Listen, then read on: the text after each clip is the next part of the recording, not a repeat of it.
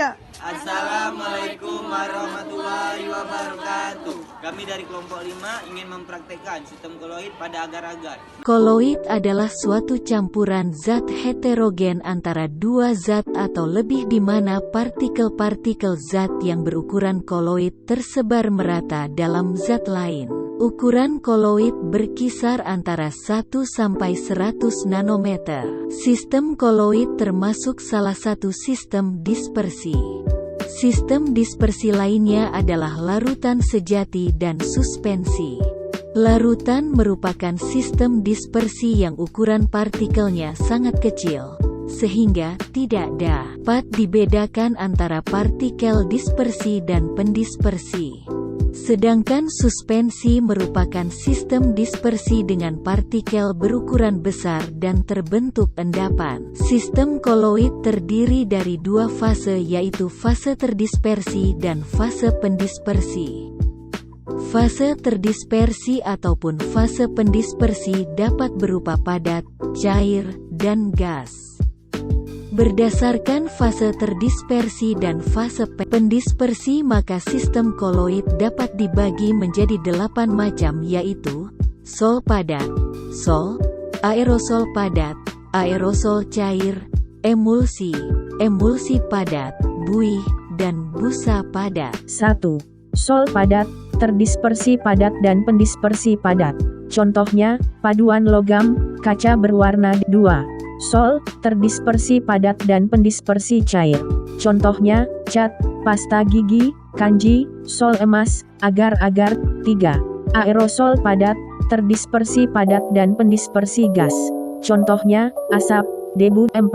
Emulsi padat, terdispersi cair dan pendispersi padat. Contohnya, keju, jeli, mentega, mutiara. 5. Emulsi, terdispersi cair dan pendispersi cair. Contohnya, santan, susu, es krim, minyak ikan. 6. Aerosol cair, terdispersi cair dan pendispersi gas. Contohnya awan, kabut, hari spray. 7. Busa padat, terdispersi gas dan pendispersi padat.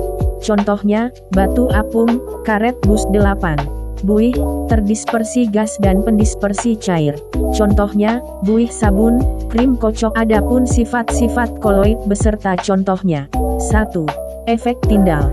Efek tindal adalah penghamburan cahaya oleh partikel koloid. Contoh, sorot lampu dalam kabut atau udara berdebu dan sinar matahari dalam udara berkabut. 2. Gerak brown. Gerak brown adalah gerak zigzag yang berupa gerak tidak beraturan partikel koloid dalam medium pendispersi. Contoh, gerak debu di udara. 3. Elektroforesis. Elektroforesis adalah pergerakan partikel koloid dalam medan listrik. Contoh, untuk menentukan muatan koloid dan proses penyaringan debu pabrik. 4. Adsorpsi. Adsorpsi adalah penyerapan suatu zat di permukaan zat lain. Contoh, pemutihan gula pasir, obat sakit perut, penjernihan air dengan tawas dan pencelupan serat wol pada proses pewarnaan. 5. Koagulasi. Koagulasi adalah pengendapan partikel-partikel koloid sehingga fase terdispersi terpisah dari medium pendispersinya. Contoh, pembentukan delta di muara sungai, pembersih debu asap dan pembuatan lateks. 6. Koloid pelindung. Koloid pelindung adalah koloid yang dapat melindungi koloid lain agar tidak mengalami koagulasi. Koloid yang bersifat emulgator, pengemulsi. Contoh, sabun pada buih sabun, kasein dalam susu, penambahan lesitin pada margarin, penambahan gelatin pada es krim dan penambahan minyak silikon pada cat. 7. Dialisis. Dialisis adalah cara mengurangi ion-ion pengganggu dalam koloid menggunakan selaput semi-permeable.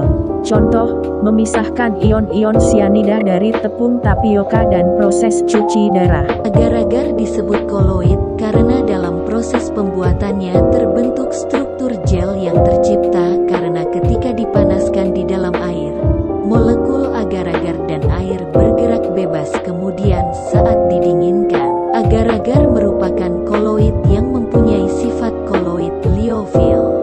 Koloid liofil adalah koloid yang mengadsorpsi atau menyerap cairan, sehingga terbentuk selubung di sekeliling koloid.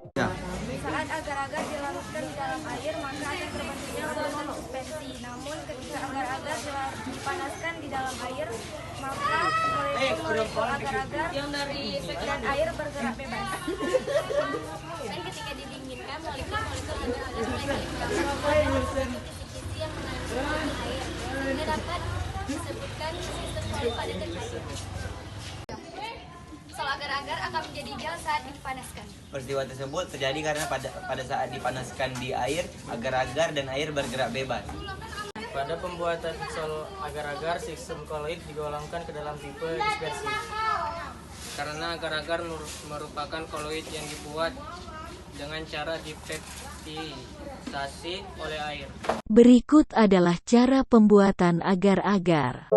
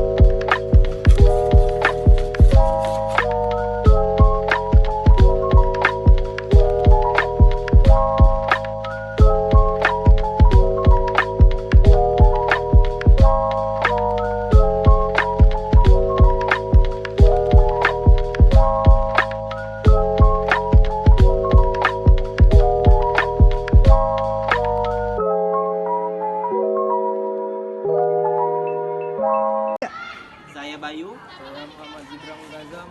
Saya Alfi Yahya. Saya Tiara Melisa. Saya Nada Dwi Aprilia. Saya Tengku Fadia Zahra. Sekian dari kelompok kami. Assalamualaikum warahmatullahi wabarakatuh.